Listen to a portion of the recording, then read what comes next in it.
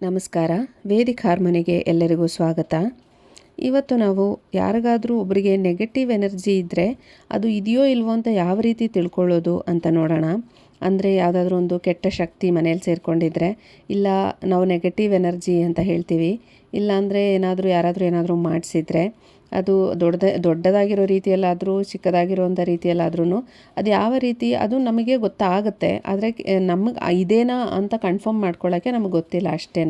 ಯಾವುದಾದ್ರು ಒಂದು ಸುಳಿವಲ್ಲಿ ನಮಗೆ ತೋರಿಸ್ತಾನೆ ಹೋಗುತ್ತೆ. ಅದು ಯಾವ ರೀತಿ ತಿಳ್ಕೊಳ್ಳೋದು, ಯಾವ್ಯಾವ ವಿಷಯಗಳಲ್ಲಿ ನಾವು ಗಮನ ಇಡಬೇಕು ಅಂತ ತಿಳ್ಕೊಳ್ಳೋಣ. ಮೊದಲನೇದಾಗಿ ಫಿಸಿಕಲ್ ಆಗಿ ನಮಗೆ ಗೊತ್ತಾಗೋದು ಅಂತಂದರೆ ನಮ್ಮ ದೇಹದಲ್ಲಿ ಇಲ್ಲ ನಮಗೆ ಸುತ್ತಮುತ್ತಲು ನಡೆಯುವಂಥ ವಿಷಯಗಳಿರ್ಬೋದು. ಇದನ್ನು ನೀವು ಗಮನಿಸಬೇಕಾಗತ್ತೆ. ಮೊದಲನೇದಾಗಿ ಇದೆಲ್ಲ ಸ್ವಲ್ಪ ದೊಡ್ಡ ರೀತಿಯಲ್ಲೇ ನಿಮಗೆ ಗೊತ್ತಾಗ್ಬಿಡುತ್ತೆ. ಯಾವ ಥರ ಅಂದರೆ, ನೀವು ಮನೆ ಮುಂದೆ ನಿಮ್ಮ ಮನೆ ಸುತ್ತಲೂ ನಡೆಯುವಂಥ ವಿಷಯಗಳಿದು. ಇದರ ಏನಾದರೂ ಒಂದು ಮೂಳೆ ಬಿದ್ದಿರೋ ಥರ ನಿಮ್ಮ ಮನೆ ಹತ್ರ ಸಡನ್ನಾಗಿ ಅನ್ಎಕ್ಸ್ಪೆಕ್ಟೆಡ್, ಅಂದರೆ ಈಗ ನಾಯಿಗಳು ರೋಡಲ್ಲಿ ಊಟ ಎಲ್ಲ ಮಾಡುತ್ತೆ, ಅದನ್ನು ನಾನು ಹೇಳ್ತಿಲ್ಲ.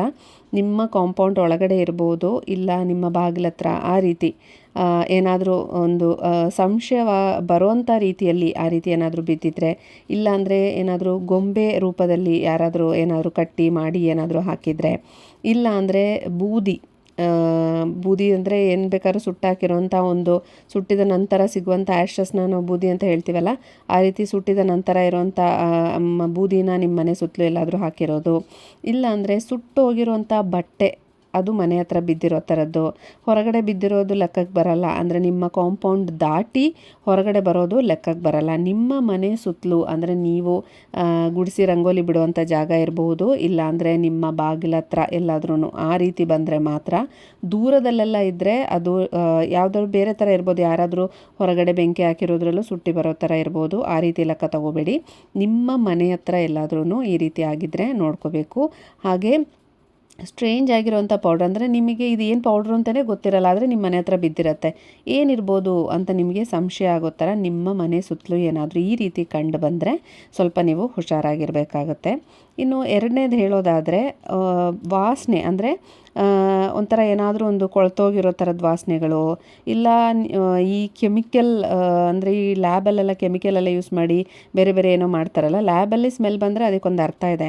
ಆದರೆ ನಿಮಗೆ ನಿಮ್ಮ ಸುತ್ತಲೂ ಅದು ವಾಸನೆ ಬರ್ತಾ ಇರುತ್ತೆ, ಏನು ಅಂತ ನಿಮ್ಗೆ ಗೊತ್ತಿರಲ್ಲ, ಆದರೆ ಅದು ಬರೋವಂಥ ಚಾನ್ಸೇ ಇಲ್ಲ ನಿಮ್ಮ ಮನೆ ಹತ್ರ, ಆದರೂ ನಿಮ್ಗೆ ಆ ರೀತಿ ವಾಸನೆಗಳೆಲ್ಲ ಕಂಡು ಬರ್ತಿದೆ ಅನ್ನೋ ಥರ ಇದ್ದರೆ ಅದು ಯಾವ ಏರಿಯಾ ಅಂತ ನೋಡ್ಬೋದು. ಅಂದರೆ ಒಂಥರ ನಿಮಗೆ ಮಾಂಸ ಕೊಳ್ತೋಗಿರೋ ವಾಸನೆ ಈ ರೀತಿ ಎಲ್ಲ ಬರ್ತಾ ಇರುತ್ತೆ. ನೀವು ಸುತ್ತಲೂ ನೋಡಬೇಕು, ಎಲ್ಲಾದರೂ ಏನಾದರೂ ಸತ್ತೋಗಿದ್ರೆ ಅದು ಅದರದ್ದು ಅನ್ಕೊಬೋದು. ಇಲ್ದಿರಾನೇ ನಿಮಗೆ ಆ ಸ್ಮೆಲ್ಲು ನಿಮಗೆ ಏನೂ ಇಲ್ಲ, ಆದರೂ ವಾಸನೆ ನಿಮಗೆ ಫೀಲ್ ಆಗ್ತಿದೆ ಅನ್ನೋ ಅಂಥ ಸಿಚುವೇಶನ್.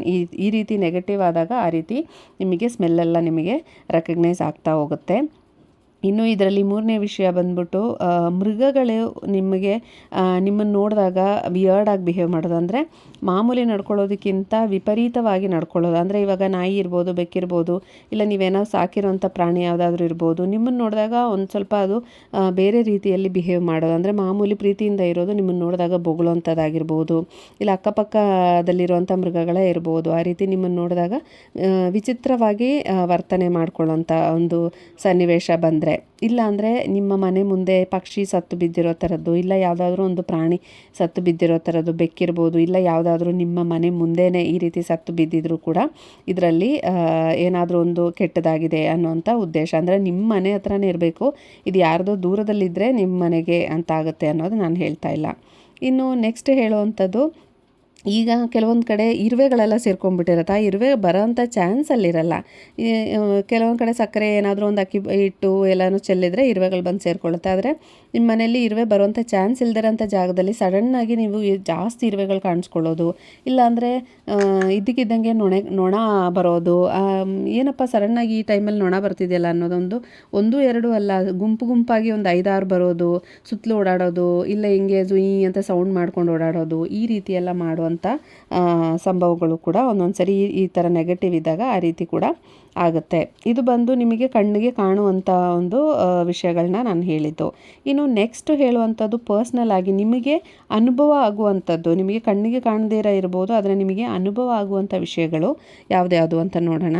ಮೊದಲನೇದಾಗಿ ಹೆಲ್ತ್ ಇಶ್ಯೂಸ್ ಆಗೋದು, ಅಂದರೆ ನಿಮಗೆ ಹುಷಾರು ತಪ್ಪೋದು, ಒಂದ್ಸರಿ ಡಾಕ್ಟ್ರ್ ಹತ್ರ ಹೋಗಿ ಬಂದು ಸರಿ ಹೋದ್ಮೇಲೆ ಮತ್ತೆ ಅದೇ ಕಾಯಿಲೆ ರಿಪೀಟ್ ಆಗೋದು, ಇಲ್ಲ ಏನಾದರೂ ಒಂದು ರೀತಿಯಲ್ಲಿ ಮೈ ನೋವು, ಇಲ್ಲ ಎಲ್ಲಾದರೂ ಒಂದು ಕಡೆ ಪೇಯ್ನ್ ಬರೋವಂಥದ್ದು. ಇದು ಪೇಯ್ನ್ ಬರೋವಂಥದ್ದು, ಕಾಯಿಲೆ ಬೀಳೋ ಬೀಳೋವಂಥದ್ದು ಸಹಜ. ನೀವು ಡಾಕ್ಟ್ರ್ ಹತ್ರ ಹೋಗಿನೂ ಡಾಕ್ಟ್ರು ಇದಕ್ಕೆ ಏನೂ ಪ್ರಾಬ್ಲಮ್ ಇಲ್ಲ ನಿಮಗೆ ಅಂತ ಹೇಳಿದರೂ ಕೂಡ ನಿಮಗೆ ಅದೇ ಕಾಯಿಲೆ ರಿಪೀಟೆಡ್ಲಿ ಬರ್ತಿದೆ ಅಂತ ಹೇಳೋ ಥರ ಇರ್ಬೋದು. ಇಲ್ಲ ಏನಾದರೂ ಒಂದು ನೋವು ಇರಬಹುದು. ಆ ನೋವಿಗೆ ನೀವು ಡಾಕ್ಟ್ರ್ ಹತ್ರ ಹೋದ್ರೆ ಏನೂ ಇಲ್ಲ, ನಿಮಗೆ ಪ್ರಾಬ್ಲಮ್ಮೇ ಇಲ್ಲ ಅಂತ ಹೇಳ್ತಾರೆ. ಆದರೆ ನಿಮಗೆ ನೋವು ತಡ್ಕೊಳ್ಳೋಕ್ಕೆ ಆಗಲ್ಲ. ಈ ರೀತಿ ಸಂಗತಿಗಳಾಗುವಂಥ ಚಾನ್ಸಸ್ ಇರುತ್ತೆ. ಇನ್ನು ನೆಕ್ಸ್ಟ್ ನೋಡೋದಾದರೆ ನಿಮಗೆ ಕನಸುಗಳು ಬೀಳುವಂಥದ್ದು, ರಾತ್ರಿ ಹೆದರಿಕೆ ಆಗುವಂಥದ್ದು, ಕನಸುಗಳು ಬೀಳುವಂಥದ್ದು, ಭಯ ಬೀಳುವಂಥದ್ದು, ಕಿರಿಚ್ಕೊಳ್ಳೋದು. ಯಾವಾಗಲೂ ಒಂದ್ಸರಿ ಕಿರಿಚ್ಕೊಂಡ್ರೆ ಅದರಲ್ಲಿ ಏನಿಲ್ಲ, ಪರವಾಗಿಲ್ಲ, ಸಡನ್ನಾಗಿ ಯಾವುದೋ ಒಂದು ಡ್ರೀಮ್ ಒಂದು ಕೆಟ್ಟ ಕನಸು ಬಿದ್ದಿದೆ ಅನ್ಬೋದು. ಆದರೆ ರಿಪೀಟೆಡಾಗಿ ನಿಮಗೆ ಆಗ್ತಿದ್ರೆ, ಅಂದರೆ ಪದೇ ಪದೇ ನಿಮಗೆ ಕನಸು ಅದೇ ಥರದ್ದೇ ಬೀಳ್ತಿದೆ, ಒಂದೇ ಥರದ್ದೇ ಬೀಳ್ತಿದೆ, ಇಲ್ಲ ಕನಸು ಬಿದ್ದಾಗ ನೀವು ಪದೇ ಪದೇ ಕಿರಿಚ್ಕೊಳ್ತಾ ಇರೋದು, ಇಲ್ಲ ನೀವು ಭಯ ಬೀಳುವಂಥದ್ದು, ಈ ರೀತಿ ಒಂದು ಸಂದರ್ಭಗಳು ನಿಮಗೆ ಕ್ರಿಯೇಟ್ ಆಗ್ತಿದೆ. ಇಲ್ಲ ರಾತ್ರಿ ಸಡನ್ನಾಗಿ ಎದೆ ನೋವು ಬರುವಂಥದ್ದು, ಏನು ಪ್ರಾಬ್ಲಮ್ ಇಲ್ಲ, ಕರೆಕ್ಟಾಗೇ ಇರ್ತೀರಾ, ಆದ್ರೂ ಎದೆ ನೋವು ಬರೋವಂಥದ್ದು ಏನಾದರೂ ಕಾಣಿಸ್ಕೊಳ್ಳೋದು, ಆಮೇಲೆ ಕಿರ್ಚ್ಕೊಂಡ್ಬಿಡೋದು, ಅಳುವಂಥದ್ದು. ಈ ರೀತಿ ರಾತ್ರಿ ಹೊತ್ತು ಮಾಮೂಲಿ ನೀವು ಇರೋದಕ್ಕಿಂತ ವಿಪರೀತವಾಗಿ ನಿಮ್ಮಲ್ಲಿ ಏನಾದರೂ ಬದಲಾವಣೆ ಆಗ್ತಾ ಇರೋವಂಥದ್ದು. ಈ ರೀತಿ ಬಂದಾಗ ನೀವು ಗಮನಿಸಬೇಕಾಗತ್ತೆ. ಇನ್ನು ನಾವು ಬ್ಯಾಡ್ ಲಕ್, ಅದು ಎಕ್ಸ್ಟ್ರೀಮ್ ಬ್ಯಾಡ್ ಲಕ್ ಅಂತ ಹೇಳ್ತೀವಿ. ಅಂದರೆ ಏನು ಅಂದರೆ ದುಡ್ಡಿಗೆ ತುಂಬಾ ಪ್ರಾಬ್ಲಮ್ ಬಂದ್ಬಿಡೋದು. ಮಾಮೂಲಿ ಸಣ್ಣ ಪುಟ್ಟ ಪ್ರಾಬ್ಲಮ್ ನಾನು ಹೇಳ್ತಿಲ್ಲ, ಅಂದರೆ ಹೆವಿಯಾಗಿ ಖರ್ಚು ಆಗೋಂಥ, ನಿಮ್ಗೆ ಎಲ್ಲಿಂದ ದುಡ್ಡು ತಂದರೂ ಸಾಕಾಗ್ತಿಲ್ಲ, ಈ ರೀತಿ ಪರಿಸ್ಥಿತಿಯಲ್ಲಿ ನಾವು ಹೆಂಗೆ ಬಂದ್ವಿ ಅಂತ ನಿಮಗೆ ಗೊತ್ತಾಗಲ್ಲ. ಆ ರೀತಿ ಒಂದು ಸಿಚುವೇಶನ್ಗೆ ನೀವು ಹೋಗುವಂಥ ಒಂದು ಸಂದರ್ಭ ಸಡನ್ನಾಗಿ ಬಂದುಬಿಡುತ್ತೆ. ನೀವು ಅಂದ್ಕೊಳ್ದಿರೋ ಒಂದು ರೀತಿಯಲ್ಲಿ ಬಂದುಬಿಡುತ್ತೆ. ಆ ರೀತಿ ಆಗೋದನ್ನು ನಾವು ಎಕ್ಸ್ಟ್ರೀಮ್ ಬ್ಯಾಡ್ ಲಕ್ ಅಂತ ಹೇಳ್ತೀವಿ. ಸೊ ಆ ರೀತಿ ಏನಾದರೂ ಆಗೋದು, ಎಷ್ಟು ನೀವು ಕಷ್ಟಪಟ್ಟಿದ್ರೂ ಒಂದು ಕೆಟ್ಟದಾಗೆ ನಿಮಗೆ ಅದು ಪರಿಣಾಮ ಬರ್ತಾ ಇರುತ್ತೆ. ಸೊ ಹಾಗಾಗಿ ಆ ರೀತಿ ಏನಾದರೂ ಒಂದು ಸಿಚುವೇಶನ್ ನಿಮ್ಮಲ್ಲಿ ಕ್ರಿಯೇಟ್ ಆಗ್ತಿದೆ ಅಂದರೆ ನಿಮಗೇನಾದರೂ ಒಂದು ನೆಗೆಟಿವ್ ಆಗಿ ಅಟ್ಯಾಕ್ ಆಗಿದೆ ಅಂತಲೇ ಹೇಳ್ಬೋದು. ಇನ್ನು ದೈವಿಕವಾಗಿ ನೋಡೋಣ. ನೆಕ್ಸ್ಟು ಸ್ಪಿರಿಚುವಲಿ ಅಂತ ನಾವು ಹೇಳ್ತೀವಿ. ಇದರಲ್ಲಿ ಏನು ನೀವು ನೋಡಬೇಕಾಗಿರೋದು ಅಂದರೆ, ನಿಮಗೆ ಒಳಗಿಂದಾನೇ ನಿಮಗೆ ಅನಿಸ್ಬಿಡುತ್ತೆ ಏನೋ ಒಂದು ಕೆಟ್ಟದಾಗಿದೆ, ಏನೋ ಒಂದು ಆಗ್ತಾ ಇದೆ ನಮ್ಮ ಮನೇಲಿ, ಏನೋ ಅವರವರೇ ಹೇಳ್ಕೊತಾರೆ, ಯಾಕೋ ಏನೋ ಸರಿ ಬರ್ತಿಲ್ಲ, ಏನೋ ಒಂದು ಕೆಟ್ಟದಿದೆ ಅಂತ ನನಗೆ ಮನಸ್ಸಲ್ಲಿ ಅನಿಸಿದೆ ಅಂತ ಕೆಲವರಿಗೆ ಸಿಕ್ಸ್ತ್ ಸೆನ್ಸ್ ಅಂತ ನಾವು ಹೇಳ್ತೀವಿ, ಅದು ಒಳಿತಾ ಇರುತ್ತೆ. ಅವರೇ ಹೇಳ್ಕೊತಿರ್ತಾರೆ ಏನೋ ಪ್ರಾಬ್ಲಮ್ ಇದೆ ಅಂತ.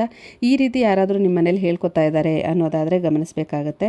ಇನ್ನು ನೆಕ್ಸ್ಟು ಹೇಳೋದಾದರೆ, ಪೂಜೆ ಮಾಡೋಕ್ಕೆ ನಿಮಗೆ ಆಗಲ್ಲ. ಯಾಕಂದರೆ ಪೂಜೆ ಮಾಡೋಕ್ಕೆ ನೀವು ಎಷ್ಟು ಮನಸಾರೆ ನೀವು ಹೋದ್ರೂ ಅದಕ್ಕೆ ಏನಾದರೂ ಒಂದು ಡಿಸ್ಟರ್ಬೆನ್ಸ್ ಆಗೋದು, ಇಲ್ಲ ಹುಷಾರು ತಪ್ಪಿಬಿಡೋದು, ಇಲ್ಲ ಏನಾದರೂ ಅದಕ್ಕೆ ಅಡಚಣೆಗಳಾಗೋದು, ಯಾವುದಾದ್ರೂ ಒಂದು ರೀತಿಯಲ್ಲಿ ಅದು ಮಾಡದೇ ಇರೋವಂಥ ಸಂದರ್ಭನ ಕ್ರಿಯೇಟ್ ಆಗುತ್ತೆ ಮನೆಯಲ್ಲಿ. ಸೊ ಹಾಗಾಗಿ ಈ ರೀತಿ ಏನಾದರೂ ಆಗ್ತಿದ್ರೂ ಕೂಡ ನೀವು ಗಮನಿಸಬೇಕಾಗತ್ತೆ. ಇನ್ನು ನೆಕ್ಸ್ಟ್ ಹೇಳಬೇಕಾದ್ರೆ ಬ್ಲಾಕೇಜ್ ಅಂತ ನಾವು ಹೇಳ್ತೀವಿ. ಅದೇ ನೀವು ಮೆಡಿಟೇಷನ್ ಏನಾದರೂ ಮಾಡಬೇಕಾದ್ರೆ ನಿಮಗೆ ಕಾನ್ಸಂಟ್ರೇಷನ್ ಸಿಗಲ್ಲ. ಈಗ ನೀವು ಧ್ಯಾನದಲ್ಲಿ ಕೂತ್ಕೋತೀರ ಅಂದ್ಕೊಳ್ಳಿ, ಏನೋ ಒಂದು ಟೆನ್ಷನ್ ಇದೆ ಅಂದರೆ ಧ್ಯಾನದಲ್ಲಿ ಕೂತ್ಕೊಂಡ್ರೆ ನಿಮಗೆ ಕಾನ್ಸಂಟ್ರೇಷನ್ನೇ ಸಿಗಲ್ಲ. ಇನ್ನೊಂದು ದುಡುಕಿ ಏನಾದರೂ ಮಾತಾಡ್ಬಿಡೋದು, ಸಿಟ್ಟು ಮಾಡೋದು, ಯಾಕೆ ಹಿಂಗೆ ಮಾತಾಡ್ತೀನಿ ನಾನು ಅಂತ ನಾವೇ ಯೋಚನೆ ಮಾಡ್ಕೋತೀವಿ. ಆ ರೀತಿ ಅಂತ ಒಂದು ಸಿಚುವೇಶನ್ ಕ್ರಿಯೇಟ್ ಆಗುತ್ತೆ ಮನೇಲಿ. ಯಾಕೆಂದರೆ ನಮಗೆ ಏನಾಗ್ತಿದೆ ಅನ್ನೋದೇ ಗೊತ್ತಿರಲ್ಲ, ಆ ಬೈಯೋಂಥ ಪರಿಸ್ಥಿತಿನೇ ಇರಲ್ಲ, ಆದರೂ ನಾವು ಅವ್ರಿಗೆ ಬೈಯೋದು, ಈ ರೀತಿಯೆಲ್ಲ ನಾವು ಮನೇಲಿ ಮಾಡ್ತಾ ಹೋಗ್ತೀವಿ. ಅದು ಅನ್ಯೂಶುವಲ್ ಅಂತ ಹೇಳ್ತೀವಿ. ಅಂದರೆ ಸ್ವಾಭಾವಿಕವಾಗಿ ನಡೆದೇ ಇರುವಂಥ ಸಂದರ್ಭಗಳು. ಈ ರೀತಿ ಬಂದಾಗ ನಮಗೆ ನೀವು ಕನ್ಫರ್ಮ್ ಮಾಡ್ಕೋಬೋದು ಏನೋ ಒಂದು ನೆಗೆಟಿವ್ ಎನರ್ಜಿಯಲ್ಲಿ ಕ್ರಿಯೇಟ್ ಆಗಿದೆ ಅಂತ.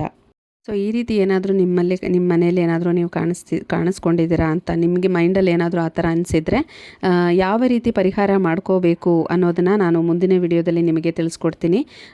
ಇಲ್ಲ ನಿಮಗೆ ತುಂಬ ದೊಡ್ಡದಾಗೆ ಅನ್ನಿಸ್ತಿದೆ, ಇಲ್ಲ ಏನೋ ದೊಡ್ಡದಾಗಿದೆ, ನನಗೆ ತುಂಬಾ ಕಷ್ಟದಲ್ಲಿ ಸಣ್ಣಗೆ ಏನೇನೋ ಚೇಂಜಸ್ ಆಗಿದೆ ಅನ್ನೋವಂಥ ಸಿಚುವೇಷನಲ್ಲಿದ್ದರೆ ದಯವಿಟ್ಟು ಒಂದು ಆಸ್ಟ್ರಾಲಜರ್ನ ನೀವು ಕನ್ಸಲ್ಟ್ ಮಾಡ್ಕೋಬೋದು. ಇಲ್ಲ ಸಣ್ಣ ಪುಟ್ಟದಾದರೆ ನೀವು ಮನೆಯಲ್ಲೇ ಸಣ್ಣದಾಗಿ ಏನಾದರೂ ಒಂದು ಮಾಡಿಕೊಂಡು ಅದನ್ನು ರಿಮೂವ್ ಮಾಡೋವಂಥ ನೆಗೆಟಿವ್ ಆಗಿರೋಂಥ ಎನರ್ಜಿನ ನೀವು ಮನೆಯಲ್ಲೇ ರಿಮೂವ್ ಮಾಡ್ಕೋಬೋದು. ಯಾವಾಗಲೂ ಕರ್ಪೂರನ ಮನೇಲಿ ಹಚ್ಚಿ ಪೂಜೆ ಮಾಡೋದಿಲ್ಲ, ಧೂಪ ಅಂದರೆ ನಾವೇನಲ್ಲಿ ಸಾಂಬ್ರಾಣಿ ಹಚ್ಚೋದನ್ನ ಅಭ್ಯಾಸ ಮಾಡ್ಕೊಳ್ಳಿ.